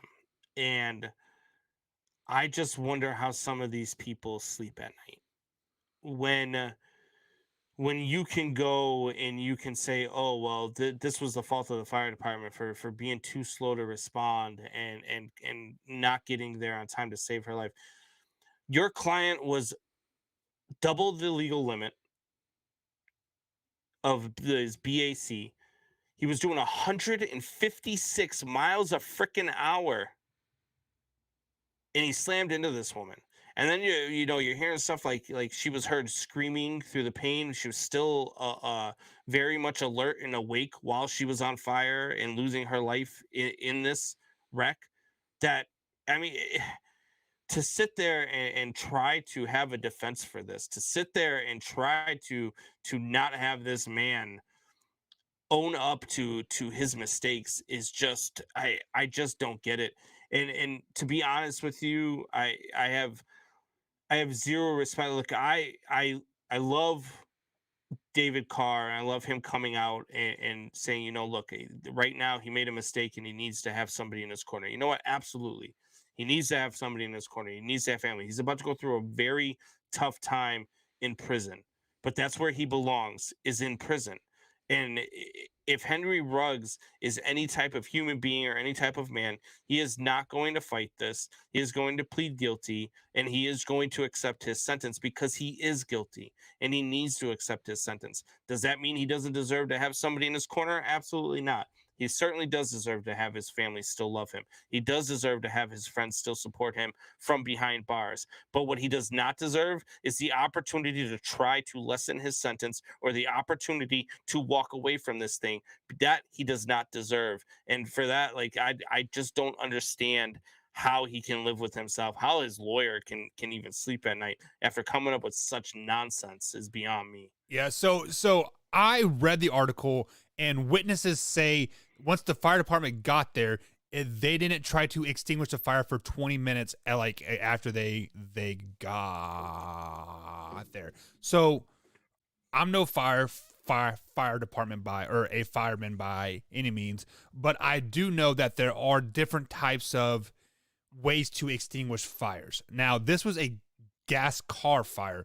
You just don't spray water on it, right? Like you probably got to use some type of foam or something to contain it, because when you spray water on the fire, it's going to move the fumes from the gas or whatever, right? And at that, I'm pretty sure the fire department did not show up and be like, oh, you know what, we can let that burn. Yeah. I'm pretty sure that there's a reason why because look, I've seen firefighters in action.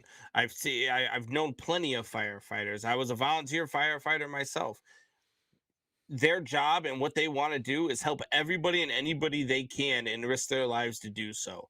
So for anybody to question their actions, I'm sure that there is a very good reason why they handled it the way that they did. Yeah. So also on the flip side of that, those two witnesses that we saw on the side of the street corner when like all those pictures were like there, they said that they tried to extinguish the flames with a fire extinguisher. They said it was too hot for them to even get close. Now, as I know, people say they heard her screaming. Well, let's be honest, guys. The way that car looks, how hot it was, how much engulfed it was, she was dead probably within a minute or two and once the fire got engulfed. But it could be too that you thought you heard screaming. I mean, that could have been anything. It could have been air coming out of the fire. It could have been air through it could have been anything. You could have been hearing the engine on fire and the whistling in between the pistons of the engine. There's all sorts of explanation. It might not have even been the screaming that you heard, but regardless of the situation, to try to blame the fire department for this accident and for her loss of life is just stupid. So Combs, what do you think the angle is that they're trying to do here? Like, if the fire department would have got there faster and put it out faster, she would still be alive, so we don't be facing a DUI charge. Like, it doesn't matter. It is like, oh, this person got shot, and it took the EMS guys 20 minutes to get the person to the hospital. That's why they died. No, you still get charged for a murder, like either way, no matter how long it took them. Yeah, and regardless, I mean, you're talking like, I mean, you were twice the legal limit, BAC. You were doing 156 miles an hour, which I don't care what road you are on. I don't care if you were on the highway. You're at least doing 90 miles an hour over the speed limit, even if the speed limit was 70. But since you're on a city road at the time, you're probably doing closer to 120 over the speed limit. Yeah. I mean, that's like, look, I'm a fast driver, Buck. I'm not gonna lie. Like, I've got the all state thing on my car that tracks where you go and whether or not you're a safe driver. All my lines are in red because I don't follow the speed limit. I'm on the highway. I do 80 and a 60. I do 85 to 90 when the speed limit is 70, but not 160 miles an hour in a 35. Not 160 miles an hour even on the highway. It's stupid. It's stupid. Yeah. And what he did was stupid. Was it a mistake? Sure. But you know what? It was a calculated mistake where he had all the options in the world to not be in that vehicle at that time. So to try to defend this man and say that he is not at fault, it's just it boggles my mind, and is probably half of the reason why this generation is the way that it is. Yeah. So, I was talking with with the guy at work. He is an ex law enforcement guy. He said even if he wasn't drunk, him driving 156 miles an hour, killing a person, that's still a federal crime and minimum 20 years in jail. So, or Yes. not So not minimum, maximum. I'm sorry. this man deserves to lose his career. He deserves to go to prison pretty much for the rest of his life. But if they're only going to give him 20 to 40 years, that's fine. Let him get out of prison and let him learn what it's like to try to find a job with a record like this. It's not going to be easy. He deserves to struggle for the rest of his life, and that's what he's going to have. Does he deserve to have support by his family? Absolutely, 110%. We all make mistakes, Buck. We all make mistakes. I've made some stupid mistakes in my life, but we all deserve a second chance. We all deserve to have family in our corner. But what he does not deserve to do is ever attempt to make millions and millions of dollars again in the NFL. What he does not deserve is the opportunity to be found not guilty for this crime. Absolutely, 100% correct, guys. We are going to take a quick little break. On the other side of the break, we got the newest segment here on Man Hour. So stay tuned, sit back, relax, enjoy this quick.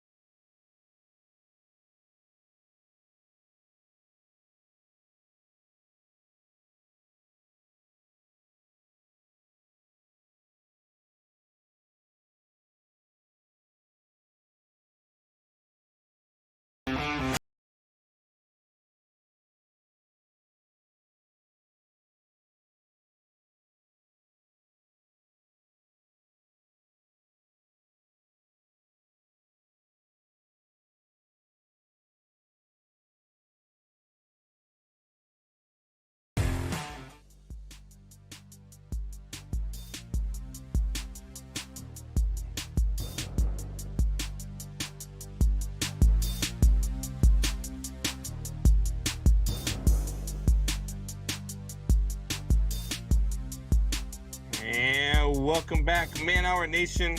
It's your boy Brandon Combs, Beastie, along with Michael Buckheister. We are back for the new segment. It's called Takeaway 22. And Takeaway 22 is geared towards the 22 a day brought forward by the Tova Hala Project. 22 veterans a day commit suicide, raising awareness for that. It's 22 too many. And so we are going to bring awareness to it as well every week here on the Man Hour. Buck, you ready to get this new segment kicked off? Yes, sir. I am always ready. Always ready, brother. All right, so 22 seconds each. You're going to start here. We got the New Orleans Saints versus the Tennessee Titans. Tell me why the New Orleans Saints are going to win this game. The New Orleans Saints are going to win this game, Combs, simply because the Tennessee Titans do not have King Henry, and they are complete dog trash without King Henry. Yes, they won last week versus the Rams. That was a complete fluke, but I have faith in Trevor Siemian. I have faith in Alvin Kamara. Give me the Saints in this one, hands down. Yeah, I don't know what the hell you're looking at, but the Tennessee Titans just went out and rolled the Los Angeles Rams after losing King Henry. They've still got Adrian Peterson coming up. They've got A.J. Brown. They've got Julio Jones, Chester Rogers. And Ryan Tannehill isn't playing as bad as I thought he would. Ryan Tannehill is not the same Ryan Tannehill that he was when he was in Miami. Give me the Tennessee Titans. Okay. Whatever you say, you're wrong. All right, Buck. We've got the Arizona Cardinals, the team that you love to hate, versus the Carolina Panthers. Tell me why the Carolina Panthers are going to win this game. You know what, Combs? I don't need 22 seconds for this one. Do you know why? They got Cam freaking Newton, baby. They got Cam Newton. Give that man the ball. Superman's back. He is going to rip that S out. He's going to be going to that end zone many, many times against this terrible Arizona Cardinals run defense. Cam Newton's the only reason why I need Combs. Yeah, you're out of your mind again. Look, the Arizona Cardinals are the best team in the NFL. They've proved it week in and week out so far throughout this season. They're going to prove it again against Cam Newton and the Carolina Panthers. Cam Newton's probably going to be the reason why Carolina loses this game. The Arizona Cardinals defense will be the reason why they win this game. The Arizona Cardinals all day long. I do like that pick, though. Arizona Cardinals all day. All right, so now we've got the Seattle Seahawks versus the Green Bay Packers. Buck, why are the Green Bay Packers going to win this game? Well, Combs, Aaron freaking Rodgers, that's why. Aaron freaking Rodgers is back. He is back. He is live, and he is ready to light up the struggling Seattle Seahawks. Russell Wilson is going to be back. Dak Wilson missed just one game. He's missed like three weeks. He's going to be terrible. The Packers defense is amazing right now, and they're going to run the ball. Aaron freaking Rodgers, baby. Go Pack, go. Yeah, so that's why I think the Seattle Seahawks are going to win this game. They're going to be riding on the hive to have Russell Wilson back. I know that the Green Bay Packers are getting Aaron Rodgers back, but I think Russell Wilson is just the heart and soul of this team. And with the way that Rodgers handled his debacle, I think that might have put off some of his teammates. So I'm going to go with the Seattle Seahawks in this one. So last but not least, well, actually, no, sorry. We've got two more. Let's go with the Kansas City Chiefs versus the Las Vegas Raiders. Bucks, why are your Kansas City Chiefs going to win this game? They're going to win because they had that momentum happening from last week. Yes, it was an ugly, 13-6 win over the Green Bay Packers, but the defense played well. Yes, I know it was against Jordan Love and whatnot, but the defense still played well. Patrick Mahomes played like dog crap. I know, but a win's a win, and the momentum is in their favor. That's why they're going to win. Yeah, look, the Las Vegas Raiders are coming off a bad loss versus the New York Giants in New Jersey, and they always play the Kansas City Chiefs tough, and they're hungry. They want to get out there. They want to keep the Kansas City Chiefs down. They want a shot at winning this AFC West crown for a change. So I'm going to go with the Las Vegas Raiders here. So, Buck, last but not least, we've got the Jacksonville Jaguars, fresh off a win over the Buffalo Bills versus the Indianapolis Colts. Buck, tell me how in God's green earth the Jacksonville Jaguars could possibly win 2 in a row. they can win 2 in a row because Trevor Lawrence will is questionable. They got CJ Beathard as their backup quarterback, and if he is in there, Combs, they're going to win this game over the Indianapolis Colts. The Colts have been playing down to the competition all year. They'll play down to the Jags, and that's why they're going to win, because Trevor Lawrence won't be in this game. Well, the Indianapolis Colts are going to win this game because it's the Jacksonville Jaguars, and they're incapable of winning back-to-back games. I don't even need 22 seconds for a segment. It's the Indianapolis Colts. They've looked a lot better over the last couple of weeks. It's the Jacksonville Jaguars. They're still the Jacksonville Jaguars, and their head coach is probably at a strip club right now dancing and grinding with some girl. So, Indianapolis Colts. That's why they're going to win. All right, Buck. So, again, this was the takeaway 22 segment. 22 veterans a day commit suicide. That's 22 too many. It's something we want to bring awareness to. It is also Veterans Day.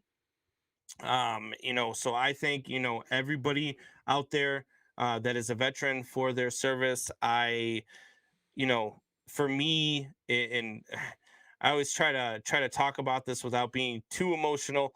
But for the ones who never made it home, for the friends that we lost overseas, for those who paid the ultimate sacrifice, they get Memorial Day as well. But to me, they also get Veterans Day because look, their families are struggling. It's hard for them to deal with this loss and this day every year. And then to the 22 veterans a day that are committing suicide, look, I can't stress this enough, that if you are struggling with your demons, you are not alone in the fight. You've got phone numbers, you've got ways to be helped. There are hotlines. Hell, yeah, I'll put my phone number out there for any veteran that is struggling, for any veteran that is dealing with PTSD, for any veteran that is struggling with their demons. Make a phone call, because you know what? There are plenty of people in this world that love you, and we would do anything that we could to see you succeed. So if you're struggling, reach out, do what you got to do. One of my traditions here, Buck, is to do a shot on Veterans Day. We always would get together at the local bar, the local tavern, and we would do a shot for all of our friends who never made it home. So I've got the bottle of Don Julio here. I'm gonna pour myself a quick shot here, and Buck, will you join me in a toast? And anybody who's watching at home, if you've got your drink with you, you've got your beer, your soda, your pop, your whatever, feel free to raise a glass to toast to all of our veterans, those who are still with us, and especially those who are not. Till Valhalla.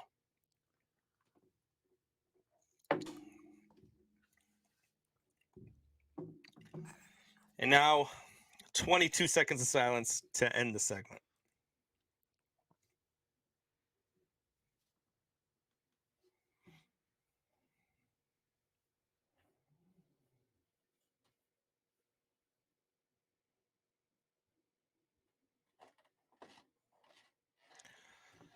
All right, guys.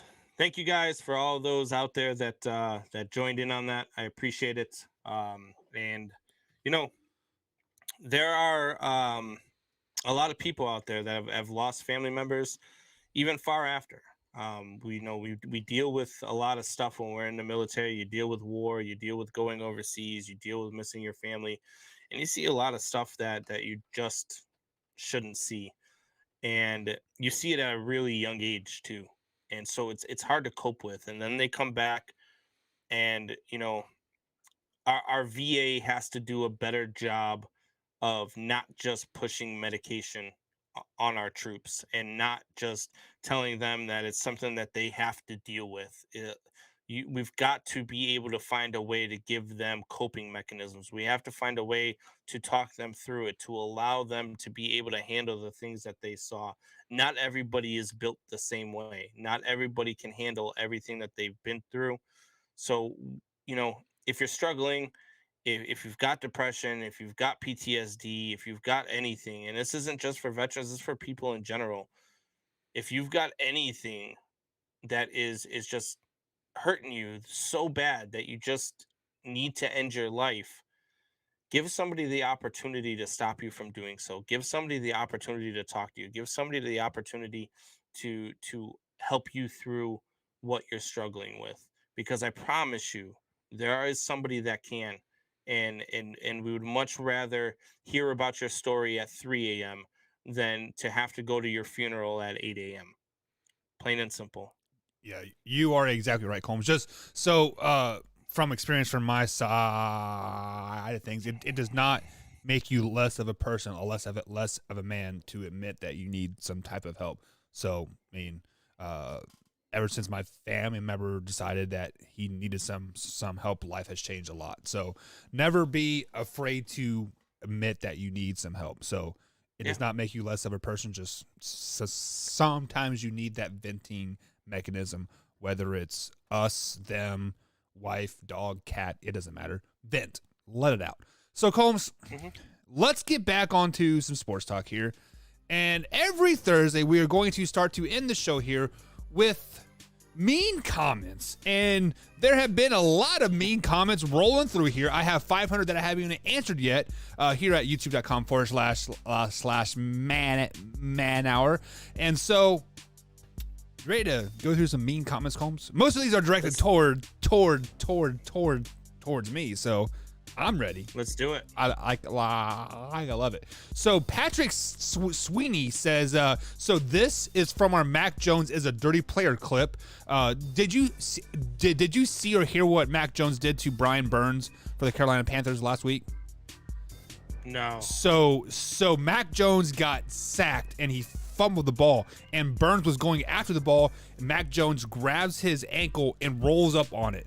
Rolls it up so hard that Burns had to leave the game, was carted off of the field. I basically said that Mac Jones was a dirty player in the end. So Patrick Steele says that, you mean, Mac, say you're sorry. You're a big mean man, as he cries. Other teams won't take cheap shots and get 15-yard penalties. They are mad that Mac is good, and they probably also called Brady dirty. Crybabies cry. That's why the NFL is so soft. Do you agree with that comment, Combs, at all? You know, I do and I don't. I look, I've seen some stuff. Like I watched Justin Fields get his head taken off 3 times. Dirty plays there. Dirty plays after the ball. Yeah, and flags don't get thrown. I mean, look, Mac Jones went in. He went for a tackle. Yes, he rolled it up, or yes, he did whatever. But he was trying to make a play. And you know, do I think he's a dirty player? Probably not. I mean, if it becomes consistent, if it's something that he's continuously doing, then sure. But it's not that. I mean, I'm not going to name him Ndamukong Suh 2.0 just yet. Sue was, once Sue talked to somebody, he was good, right? This next comment, it is on the Colt McCoy is better than Kyler Murray take that I did. And then Joseph Lyons says that this guy is crazy. Kyler runs a 4.28 or a 3.0. He got selected in the Major League and NFL first round in both. He has completed 70% of his passes since high school, college, and NFL. Every pass, not just screen passes. Playmakers take them into big yards, and that's literally what all Cliff Kingsbury and Colt McCoy had to do versus the 49ers. So I'm not for sure if that's a mean comment or kind of a contradicting comment a little bit. I don't know. That's kind of a weird comment. I mean, the fact that you said that Colt McCoy is better than Kyler Murray is I mean, you deserve any hate you get for something stupid like that. I mean, this man is completing 72.7% of his passes, and you're sitting here telling me that Colt McCoy is better than this man? Yeah, you are out of your freaking mind. I don't understand what the hell you are talking about. So I can tell you what we're talking about is Dylan Patterson brought up the question, and I answered it. And then he comes out and says, and that Colt McCoy is better than Kyler Murray clip. He says, holy brain damage. So, Yeah. shout out. I mean, I would shout out to agree. them. And then he says, on the, so this is geared toward Tori because Tori also is on the Arizona Cardinals bandwagon, bandwagon here. And he says that the Arizona Cardinals have quarterback this is issues. the Washington, not Redskins anymore. We're going to destroy the NFC East. Yeah. And David Romeo says this guy is slow. Yeah, I mean, Tori? Yeah. I mean, Tori is kind of slow. I mean, we know this. I mean, he by the time we get ready for shows, he hops on about 5 minutes prior, and he's slow. Yeah, and then Boost Media 23 says block these clowns. Takes they are beyond bias and kind of embarrassing. I guess this is what 49er fans do. I'm not a 49ers fans. Wow. F the 49ers. I mean, look, that's what 49ers fans do. Look, this is what you and Tori get for talking this trash while I'm away. You know, like, what are you guys trying to do? Like, you're trying to get people to hate us? Yeah. I mean, hate is a good thing here. And then Todd Miller says, so this is kind of toward you. I said the Arizona Cardinals, or no. I said that Kyler Murray was going to be a bust, and Todd Miller says I think Combs is bucking Buck. Not for sure what that means, but okay. I don't know. I'm for the Arizona Cardinals. I picked them to be 15-2 this year, so maybe you're just not listening to my takes. I'm not sure what's going on, but what was the guy who tweeted at us? Didn't somebody tweet at us? Tweet the show, say we have the worst radio show in the history of radio shows or something? Yeah, definitely. It was much love. Well, we'll have to get that tweet get there. What's funny is that he's listening. Yeah. Thanks for listening, man. Thanks for everybody that's listening right now, right? And the one last mean comment, but this is a love comment, Combs. So this is a comment from the video saying that the Arizona Cardinals cracks are starting to show up and they're failing as a team, and Rajanlo Romas, I messed that up name really bad, and he says, here's why I totally agree with you Buck. Week number 1, the Titans just had a bad game. Week number 2, the Vikings missed a field goal. Week 3, the Jaguars simply blew a lead. Week 4, Sean McVay had a tummy ache. Week 5, 49ers got drugged by a spy. Week 6, the Browns had food poisoning. Week 7, the Cardinals were cheating. Week 8, God answered the prayers of some salty haters. Week 9, the Cardinals just got lucky. That's not love, Buck. He's making fun of you. I know. I mean, look, I don't understand anybody who I don't understand where you and Tori are coming from with all the hate on an 8-1 team. Yeah. I don't understand where you guys are coming from with all the hate with a team that is scoring the way they are scoring, with a team whose defense is stopping teams from scoring the way their defense has stopped teams from scoring. Like, this team is ridiculously good, and you guys are missing the bus. And not only that, but you guys are talking about how bad the Cardinals are, but you thought that the Lions were going to be great, and Tori thought the Washington, not Redskins anymore, were going to be great. And look at you guys now. Yeah, look at us now. We got Supas commenting here. He says, best team in the NFC, period. Arizona Cardinals. It's true. It's true. And then he says Tyrod Taylor is a Hall of Fame quarterback. Weird. I don't know. I like it. And Alpha Rob comes into the comments right now and says, don't worry, guys. You're one of the best sports shows out there. Thank you, Alpha Rob. Appreciate that. Thanks for coming and joining us when we are on. What you guys got to do when I'm off, when I can't make it on the show, what you've got to do is just watch a replay of a previous show that I was on. Shut your mouth, boy. And you won't be so angry. Well, with that being said, this is the last show of the week. We will be back Sunday, 8 p.m. East Coast time. I will be off because Sundays are my off off days, you know, I gotta be a stay-at-home dad on Sundays apparently because Cindy has to work, you know, make all the money. But whatever. Sorry, me and Soup Boss got you. Yeah, Combs, send us out, big guy. Man Hour Nation, happy Veterans Day. Rise up.